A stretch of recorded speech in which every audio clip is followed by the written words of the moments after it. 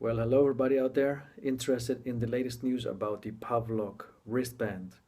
I'm David, and as you might have seen on my Pavlok info website, I am trying to collect the latest news and facts about the Pavlok wristband that is supposed to be launched officially in, I think, May of 2015. So, upfront, if my English is not always the best, I'm very sorry. I'm not a native English speaker, but I try to do my best to explain myself as good as possible. So, the other day I finally received my Pavlok wearable. That's actually a prototype. So, that's 3D printed.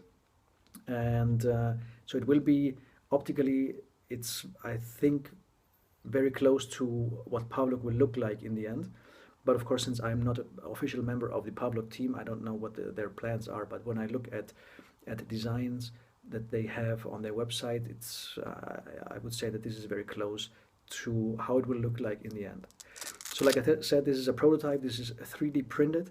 So that means that it has some disadvantages, I guess, in comparison with the final product. Meaning that right now, since it's 3D printed, if you put that on, it's not 100% comfortable. I mean, it's nothing that I would want to wear all day, but I think it's not actually part of the concept to wear it all day. Okay, I think this is really um, uh, more designed to, or in general, more designed to wear it whenever you need it, in order to get rid of your bad habits or to establish new habits.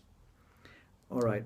So this being said, of course, since I have an info website about the Pavlok wristband, this means that I'm naturally interested in the product, and I'm very excited to see how this will develop, etc.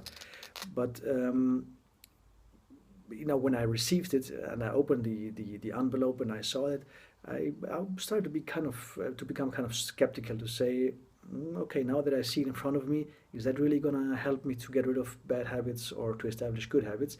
So in the beginning, I'm rather skeptical, but I have the tests still ahead of me, my first experiences with it. So I don't want to judge the wristband, its effectiveness before I actually tried it, which I think makes sense. So, just to quickly explain to you the tool itself, or the wearable itself. I mean, it's pretty self-explaining. So you have that. Here's the wristband, and inside you know, gizmo, whatever you call it in English, is basically this unit here. Okay, so this is the heart and the centerpiece of Pavlok. Doesn't look much. So here on the other side, you have two copper contacts that, of course, are then responsible for the electric shock. So basically, when you push that, a light will flash. For some seconds later, you will have a shock. When the light is off, or when the light goes off or closes, it means that the shock has happened. So, you know, you could use it actually like that as well. You just click it, you put it on your skin, you do whatever you want to get rid of, to whatever you want to do, and you get the shock. So I think there's nothing quite like the first shock that you receive when you open the package and you receive it. So just a short story. When I opened the envelope, of course, I was very excited that I have finally my Pavlok unit here, and well, of course, I took it outside the envelope, and then I said, okay, so let's give that a try. So I pushed the button here, I put my two fingers here. Yeah, okay. So it was like this, and first of all, it flew away some 5 feet or so. It's not like the shock is so intense. It's just that you don't know what to expect, and it kind of surprises you, let's say. So this one right now comes with a very basic app that I have now downloaded on my iPhone. You cannot find this in the App Store anywhere, so you need to have a special link from the Pavlok team, etc. So as a prototype user, I am, my goal is also to help the Pavlok team make that product perfect. You can use it right now. It's just, not perfect. Like I said, the wristband is not totally comfortable, etc. Which will be, from what I heard, I had a conversation with one of the Pavlok members, and he said that well, this is of course something that will be much better in the final version. Okay, so this being said, let me think. I think there were some other things that I want to say. Playing around with it, I realized that the shock, well, naturally, is much stronger if you have it on the inside of your hand instead of on the outside, because of course there are more nerves, etc. inside here. So with the app that you have, you can actually adjust the strength of the electric shock. It goes up to 255 volt, if I remember well. And even on the inside, plus the strongest version of the shock, it's not like your hair goes up and you start smoke comes from your ears or something. It's just, well, of course, it is definitely something that you feel, but I would not be worried about any health issues. Of course, I'm not a medical doctor, so if you have any heart issues or if you have any artificial heart, what is it called, pacemaker, then I'd be very careful, of course, and talk with my doctor about that. But so you might probably not want to be one of the prototype testers, but wait for